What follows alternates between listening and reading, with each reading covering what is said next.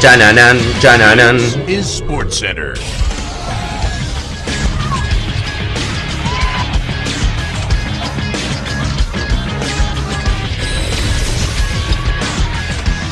Hola gente, ¿cómo andan? Un saludo grande para todos, yo soy Sani y les traigo un nuevo video al canal. En el día de hoy, como cada vez que termina una ventana en el mercado de pases, vamos a estar haciendo el resumen de los que para mí han sido los 7 peores movimientos. Obviamente esto es una cuestión de percepción, de lo que se pagó, de la calidad del jugador, de qué cuánto lo necesitaba el equipo. Después tenemos que ver el rendimiento dentro del campo, pero al menos en la previa, con el diario del viernes, como se dice muchas veces, analizar un poco algunos movimientos raros, llamativos y que no tienen mucha lógica lo que se terminó pagando por estos jugadores. Así que espero que les guste mucho la idea del video, que me dejen su opinión en los comentarios, que se suscriban al canal activando la campanita y que me sigan en las redes sociales. Y sin dar muchas vueltas, comenzamos con la idea del mismo.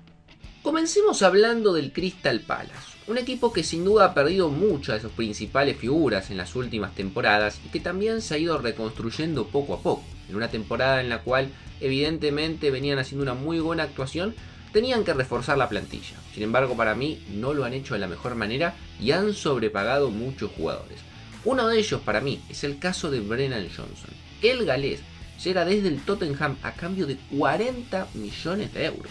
Un Brennan Johnson que en la actual temporada en 28 encuentros apenas ha marcado 4 goles y no ha dado ninguna asistencia. Y en la Premier League apenas 2 tantos en 21 partidos. No es que me parezca un desastre en cuanto a fichaje, creo que puede encajar bien en el Palace, pero 40 millones por este Brennan Johnson, sin ningún tipo de duda, es un fichaje sobrevalorado y que le puede llegar a salir muy mal también al Crystal Palace. El Milan viene teniendo una temporada en la Serie A interesante. Marcha segundo y pelea mano a mano con el Inter por el Scudetto. Obviamente esta segunda mitad va a ser clave. Uno de los puntos más flojos que venía teniendo el Milan era la delantera. Con Santi Jiménez lesionado y que tampoco venía jugando muy bien, no tenía muchas alternativas en ataque, por lo cual se sabía iba a buscar en el mercado una opción que pudiese suplir esa falta de gol y esa falta de una referencia en el área. Ahora, lo que no nos esperábamos ni de casualidad es que el jugador que termina fichando el Milan para intentar ganar el Scudetto sea Niklas Füllkrug, el delantero alemán de 32 años que viene de una penosa actuación en el West Ham, que la temporada pasada en 20 partidos solamente pudo marcar 3 goles. En la actual temporada en 9 encuentros no había podido marcar todavía en el fútbol inglés. Muchas lesiones, bajón de nivel, lejísimos de la versión que tuvo en Werder Bremen o Borussia Dortmund.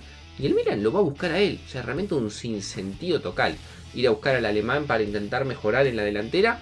Y lo que va de lo que ha jugado con el Milan tampoco ha demostrado muchas cosas. 7 partidos, solamente un gol, ya se ha lesionado. La verdad que imposible de entender este fichaje por parte del Milan, que es verdad, es a préstamo, pero digo, tenía una necesidad de ir a buscar un delantero y termina trayendo un futbolista que no mejora lo que ya tenía.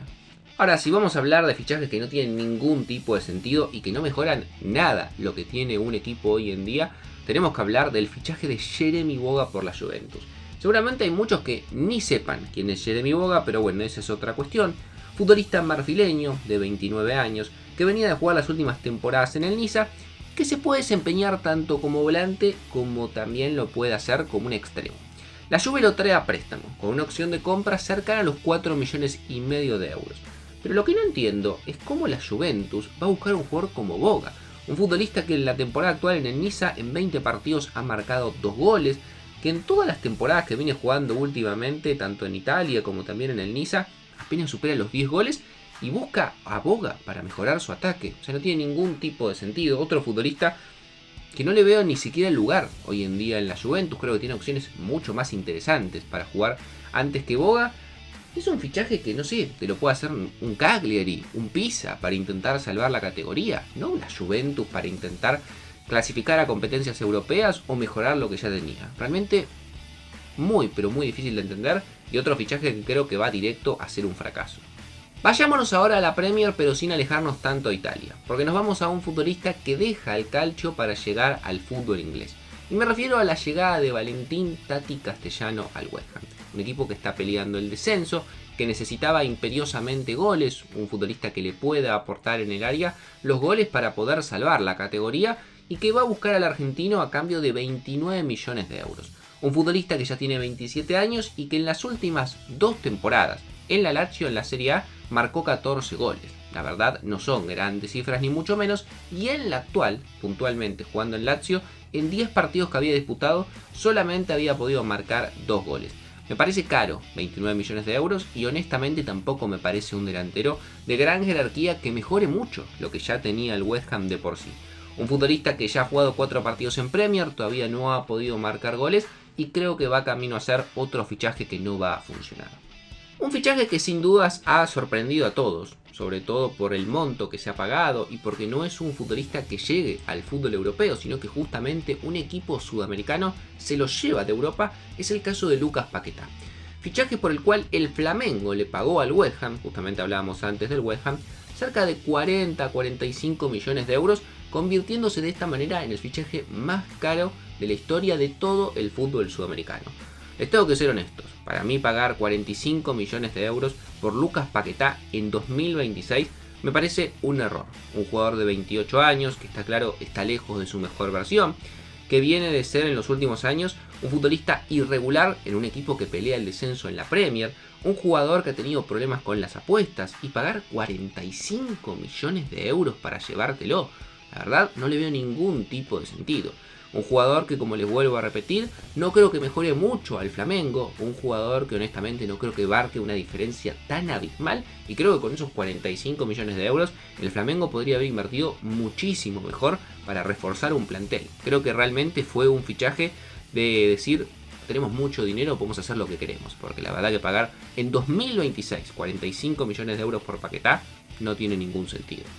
Al principio del video mencionábamos al Crystal Palace con el fichaje de Brennan Johnson. Que les había adelantado, para mí no era el único. Y hay otro que es inclusive más difícil de comprender y que no le veo ningún tipo de sentido.